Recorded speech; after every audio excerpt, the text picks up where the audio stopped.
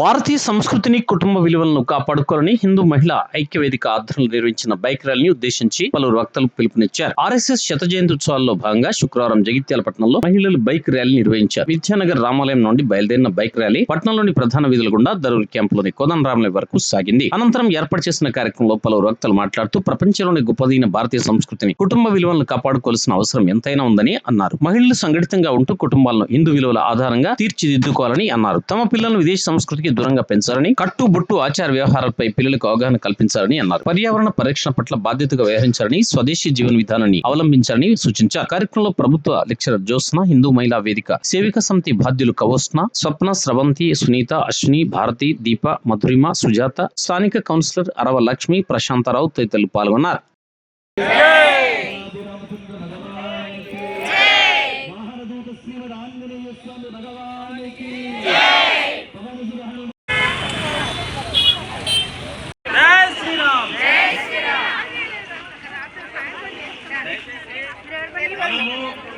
వేగంతో వెళ్ళేది లేదు, 20 స్పీడ్లోనే వెళ్ళాలి. వేగంతో వెళ్తే 10 నిమిషాలు అయిపోయే కార్యక్రమం.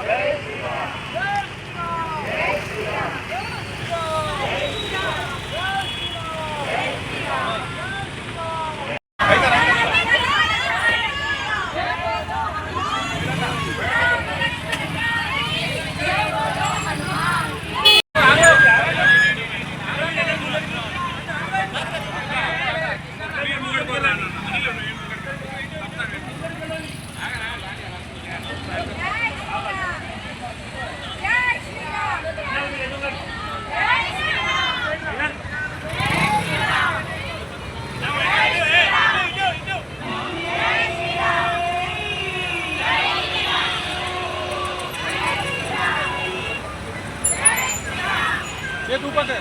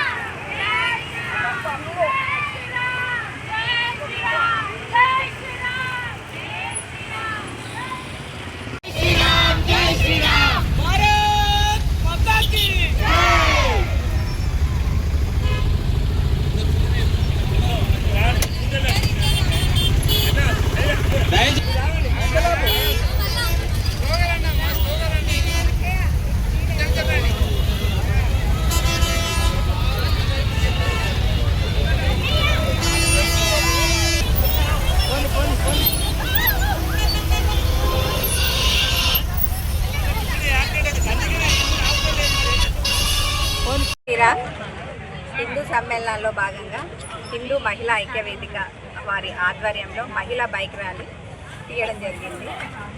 ఎడ్లంగడి నుంచి రామాలయం వరకు వెళ్తుంది ఈ యాత్ర.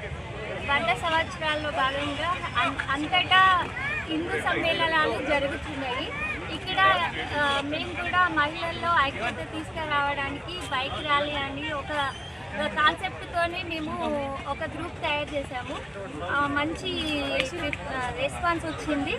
అవి అన్ని ఎప్పటికీ ఇట్లానే మేము మహిళల ఐక్యత తీసుకురావడానికి ముందుండి పాల్పడతామని.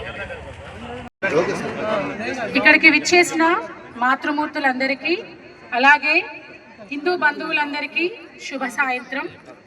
నిజానికి ఇక్కడ వచ్చిన అందరినీ చూస్తుంటే చాలా సంతోషంగా ఉంది. ఎందుకంటే ఇంతమంది మాతృమూర్తులు ఒకే తాటిపైకి వచ్చి, అంటే మన ధర్మం కోసం మనం నిలబడాలి అనే ఒకే ఒక ఐక్యత అనే కారణంతో ఇంతమంది ఒకే తాటిపైకి రావడం అనేది నిజంగా గర్వించదగ్గ విషయమే. సో ఈ కార్యక్రమాన్ని ముఖ్యంగా ఆర్గనైజ్ చేస్తున్నందుకు అండ్ ఇంత సక్సెస్ఫుల్గా దీన్ని కంప్లీట్ చేస్తున్నందుకు మన ఎవరైతే సేవికా సమితి మన కవోష్నక్కయ్య గారు అలాగే స్వప్న గారు మిగతా సభ్యులందరికీ ముందుగా నా శుభాభినందనలు తెలియజేసుకుంటున్నాను. అయితే ఇక్కడ ఉన్న స్త్రీ శక్తిని చూస్తుంటే మనం ఒకటే చెప్పుకోవచ్చు, ఏ దేశమైనా సరే పురోగతి సాధించాలి అంటే ఒక తరం వెనక్కి వెళ్ళాలన్నా 10 తరాలు ముందుకు వెళ్ళాలి అన్నా అది కేవలం స్త్రీ శక్తితో మాత్రమే సాధ్యమవుతుంది. ఎందుకు? స్త్రీ మాత్రమే విభిన్న పాత్రల్ని పోషిస్తూ కుటుంబాన్ని నిలబెడుతూ ఉంటుంది. అంటే కుటుంబానికి మూలాధారం స్త్రీ శక్తి మాత్రమే. అందుకే మన భారతదేశంలో అనాది నుండే స్త్రీని శక్తి రూపంలో కొలుస్తూ వస్తున్నారు. ఆమెకి ప్రతి చోట ప్రథమ స్థానం ఇస్తూనే వస్తున్నారు.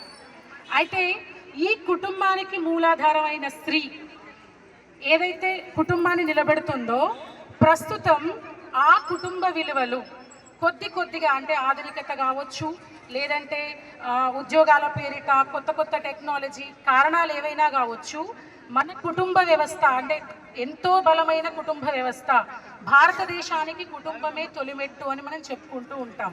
సో ఈ కుటుంబ వ్యవస్థ అనేది నెమ్మదిగా బీటలు వారుతుంది, అంటే కొద్దిగా బలహీన పడుతుంది అన్నది మనం గ్రహించవచ్చు. ఎలా? ప్రస్తుతానికి మన పిల్లల్లో అంటే చాలా కుటుంబాల్లో ఒకప్పుడు ఉమ్మడి కుటుంబాలు ఉండేవండి. ఉమ్మడి కుటుంబాల్లో అత్త మామ ఆడపడుచులు తోడికోడళ్ళు అందరూ కలిపి వాళ్ళ పిల్లల్ని కలిసికట్టుగా పెంచుకుంటూ ఉండేవాళ్ళు. కానీ ప్రస్తుతం ఉన్న ఆధునిక శైలి వల్ల ఏమైపోయింది? ఉద్యోగాల పేరిట విడిపోయి బ్రతుకుతూ ఉంటున్నాం మనం. సో దానివల్ల ముఖ్యంగా మధ్యలోకి ఈ సెల్ ఫోన్లు వచ్చేసాయి. ఈ సెల్ ఫోన్లు ఏం చేశాయి? మనిషికి మనం అంటే కలపలేనంత దూరాన్ని, అంత పెద్ద గోడల్ని పెంచేసినాయి మన మధ్యన. సో ఒకే ఇంట్లో 4 ఉంటారు, కానీ ఆ 4 మధ్యన కూడా అమ్మ ఒక ఫోన్ పట్టుకుంటుంది, నాన్నగారు ఇంకో ఫోన్ పట్టుకుంటారు, పిల్లలు కూడా స్కూల్ నుంచి రాగానే ఎవరి ఫోన్లు వాళ్ళు పట్టుకొని ఎవరి పనుల్లో వాళ్ళు బిజీ అయిపోయి చివరికి మన విలువల గురించి ధర్మం గురించి ఆలోచించేటువంటి టైంని కూడా మనం ఇవ్వలేకపోతున్నాం. ప్రస్తుతం ఈరోజు ఇక్కడ ఇంతమంది ఈ ప్రోగ్రామ్కి ఈ కార్యక్రమాన్ని మనం విజయవంతం చేసుకున్నాం. అసలైతే ఈ ప్రోగ్రాం యొక్క ముఖ్య ఉద్దేశం అనేది పరిపూర్ణం అవ్వాలి అంటే మనం ఇంత కష్టపడి ఇక్కడ వరకు వచ్చి మన ధర్మం కోసం మనం నిలబడ్డాం. దీన్ని మనం భవిష్యత్తులో కూడా ఇలాగే కొనసాగించాలి అంటే ముఖ్యంగా అది మన మాతలందరి సంకల్పం ద్వారా మాత్రమే సాధ్యమవుతుంది. ఎలాంటి సంకల్పం? ఒక చిన్న సంకల్పం తీసుకుందాం. ఈ ఒక్కరోజు మాత్రమే నేను కండువా వేసుకొని బైక్ ర్యాలీ చేసేసి ఈ ఒక్కరోజు మాత్రమే నేను నా దేశం నా ధర్మం అని చెప్పకుండా రేపటి నుండి మన పిల్లలకి మనం విలువలు నేర్పిద్దాం. మొదటిది నైతిక విలువలు. కుటుంబంలో అందరి యొక్క బంధుత్వాలు చెప్పి పెంచండి. ఏది మంచి ఏది చెడు. సెల్ ఫోన్లకి బదులుగా మన చరిత్రని చెప్తూ పెంచండి. నిజానికి మన భారతదేశంలో చరిత్రకి కొదవలేదండి. మనం పుస్తకాలు తిరగలేకపోయినా ఒకసారి అమ్మమ్మల్ని నానమ్మల్ని లేదంటే ఇంట్లో ఉన్న పెద్దవాళ్ళని మీరు కలవండి. మన చరిత్రకు సంబంధించిన కథలు వీరగాథలు కోళ్ళలుగా మనకి దొరుకుతుంటాయి. సో అది చెప్తూ మన పిల్లలకి నేర్పించండి. ఇంకొకటి కట్టు బొట్టు.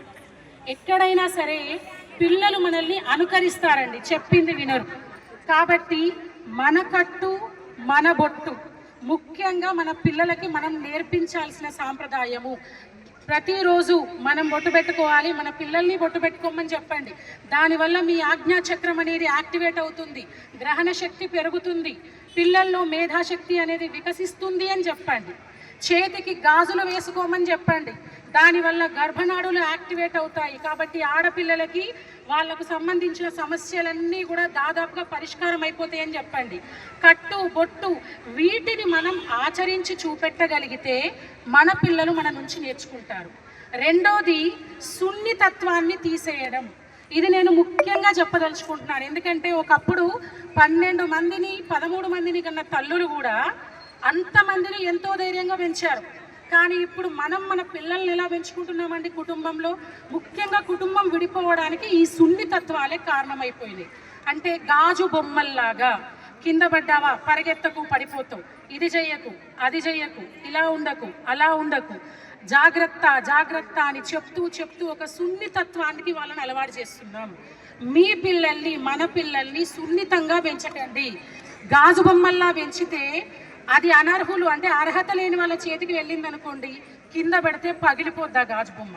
అలా కాకుండా వజ్రాల్లాగా పెంచండి మీ పిల్లల్ని. వజ్రము అంటే ధైర్యం. ఒక వజ్రాన్ని కొయ్యాలి అంటే మళ్ళీ అంతే ధైర్యం ఉన్న ఇంకొక వజ్రం కావాలి, అది సాధ్యం కాని విషయం. కాబట్టి సున్నితత్వాన్ని పక్కన పెట్టి అతి ప్రేమను మనం ఏం చేస్తామంటే పొద్దున్న లేవగానే ఏది కావాలన్నా కొనిచ్చేస్తున్నాం. వస్తువుల విలువ చెప్పట్లేదు, తిండి విలువ చెప్పట్లేదు, మనుషుల విలువ చెప్పట్లేదు. కాబట్టి అతి సర్వత్రా వర్జయేత్ అని మనకు పెద్దలు ఎప్పుడో చెప్పారు. కానీ మనం మాత్రం ప్రస్తుతం ఆ అతినే ఎక్కువగా చేస్తూ వెళ్తున్నాం.